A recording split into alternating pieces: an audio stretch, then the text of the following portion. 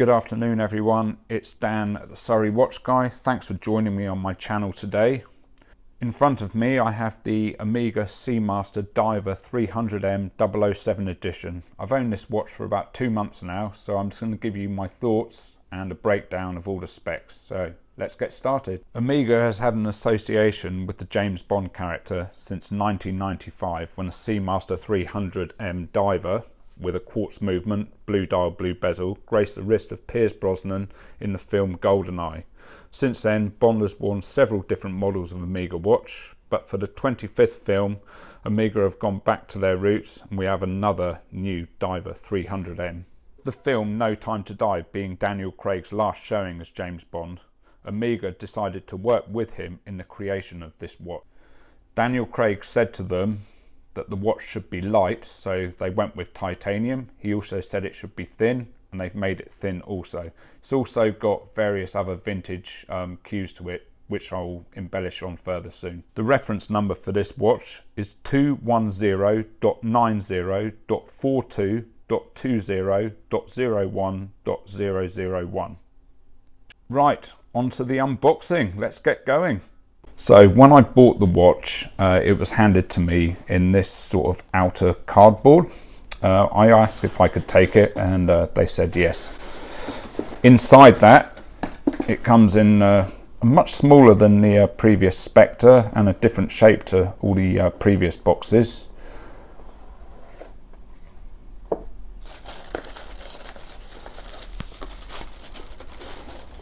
And it's presented in this rather nice, it's almost like a barber kind of waxy material. It's got the 007 emblem on there. Once opened, there's the watch. There isn't that much more to it, to be honest. It doesn't come with a spring bar tool, also doesn't come with any spare straps. On the back of the case is 2 slots for your warranty card, pictogram cards and your master chronometer cards. It also comes with the Omega operating instructions. Let's get hands on with the watch. So here we have the watch. Absolutely beautiful in person. Honestly, you just need to see it with your own eyes. Photos, probably not even this video do it justice, although I am trying. The case is 42mm across the diameter. It's made of grade 2 titanium. Now, a lot of people saying that this is a retrograde step and they should have used grade 5. I get why Omega used grade 2. Grade 2 titanium has a lovely greyish hue to it. And when brushed, like this watch is, the entire case is brushed, it just gives it a very subdued, toolish look to the watch. The case is 13.15mm thick, or thin as it were, and it wears really, really nicely. I only think it's about 0.5 millimeter thinner than the regular Seamaster 300M Diver, but it really does make a difference. The watch features a domed sapphire crystal. Now, the most striking thing about this is that there's no milky ring. Historically, Omega watches with domed crystals, such as the Speedmaster Sapphire Sandwich, when you look at the crystal, you can see like a white milky ring around it. This has no such thing, and it's absolutely gorgeous. Lug to lug, the watch is 49mm. And as a 42mm, because it doesn't have any solid end links and the bracelet falls straight from the case, it wears really, really nicely on the wrist. The dial of the watch is made of a special anodized aluminium, as is the bezel, so they match absolutely perfectly. In some light it can look almost black, and in others a rich golden brown. Really, really nicely done. The bezel on the watch is also made of the same anodized aluminium, and it gives the watch a really nicely done vintage look. Many people have said that the watch should have come with a matte ceramic bezel, but I absolutely disagree. I think they've really gone to town with this watch and made it what it should be. a vintage looking military watch. The dial and the bezel both feature a vintage coloured luminova. It's a kind of sandy, beigey tan colour, and it works really well with the dial and bezel colours. It's a nice touch that sets it apart from the rest of the Diver 300M collection, which have a white enamel diving scale that also doesn't glow. The dial layout on this watch, well, it's a simple one. It's no data tool, which gives it a very balanced, symmetrical look. The only colour on the dial is the Seamaster text that you can see there underneath Omega, which is red, and also on the seconds hand at the tip, that's also red. Above the 6 PM marker, you'll notice that there's an arrow. Now this is an insignia that has been used by the British government for quite a few years to mark an item as government property.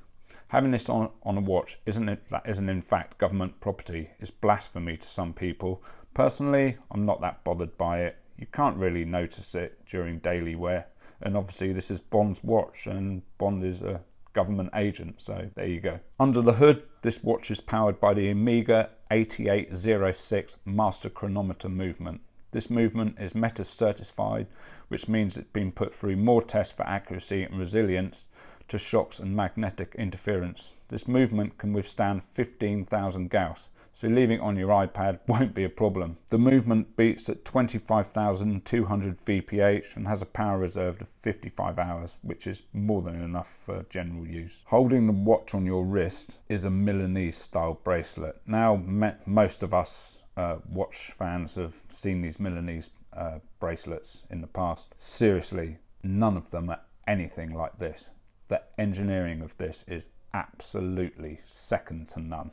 It's beautiful. It tapers from 20mm down to 18 at the clasp. It moves so nicely. The finishing is just exquisite. At the end of the bracelet is a deployant clasp, which isn't unlike the ones you get on regular Omega rubber straps, although this one is a bit different. Adjusting it to your wrist, really simple. You stick your thumb here and it slides up and down. Find the hole that you need,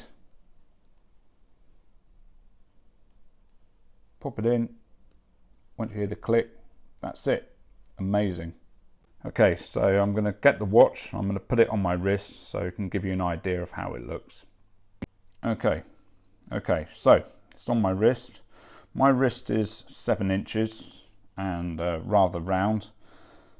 And as you can see, it's a really nice fit. My only gripe is that the bracelet could curve a bit more around the wrist. As you can see there's a slight gap. However, this isn't a problem because the watch is so light, and it's a non-issue. Had it been steel, this might have been a problem. Unlike the regular Diver 300M collection, this watch comes with a solid case back. Absolutely fine with me, reduces the thickness, and to be honest, I never ever look at the movement, so not a deal breaker for me. Holding it in place is a NIAD lock, which helps keep the case back perfectly centered and also keeps it water resistant to 300 meters. It's engraved with numbers exactly like a military issue watch, whilst the 62 makes reference to the Dr. No film, which was the first Bond released in 1962. So we've been through all the features on this watch. The thing that we haven't touched on is the price. Now, online on all the forums, Facebook, it's awash with people moaning about the price. The price of this when I bought it was £7,390. I didn't pay that for it. The price has since gone up and it's now £7,880. It's almost twice the price of a regular Seamaster 300M. Is it worth it? Well, that's down to you. People say it should have ceramic bezel. I disagree. I think it's perfectly fine. Aluminium looks wonderful. You also hear people say it should be grade 5 titanium. Well, I don't think it would actually suit the watch. Grade 5 titanium is lighter and it's more shiny. This is meant to be subdued. It's a military style watch. My one real gripe would be, I think that it should have come with the NATO strap and a strap changing tool. Now the NATO is available separately. That's going to cost you £350, £260 for the strap and another £90 for the titanium hardware on top. I've thought about getting it, but at the moment I can't quite swallow it. Were you to buy the other reference that's available that comes on the NATO, you can also buy the Milanese strap, and apparently it costs upwards of £1,000 to get it. I've owned many watches over the years, but I have to admit, since buying this one, it's pretty much upended my watch wearing. I just seem to go for this one. It's comfortable, it's under the radar, and it just looks so different to anything else on the market. Also, looks really, really good with any item of clothing. It's just organic. If you'd enjoyed my video, please like and subscribe. I will be releasing more content in the coming weeks and months. If you have any comments, please leave them below and I'll answer them in a timely manner. Thanks for watching, and we'll see you again. Cheers now. Bye.